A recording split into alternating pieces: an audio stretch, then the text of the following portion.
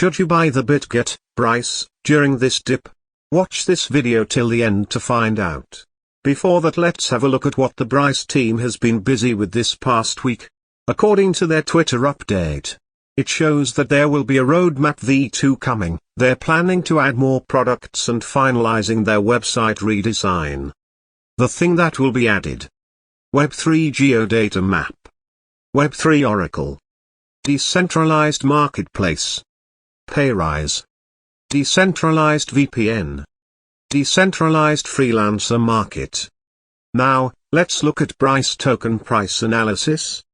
In terms of price analysis, Brise token is down by roughly 7%. The volume has also fallen by 5% in 24 hours and it has dropped below 2.5 million, which again is as expected after we saw that massive sell-off. Investors are panicking. In my last video, I mentioned that it may drop to $8 range and it did. Overall, we can clearly that Brise token is stabilizing around that $9 range. We can see that there was a bit of price correction. Looking at the BastSay scan, we can see that the Brise token has surpassed over 128k holders, which is another milestone, guys.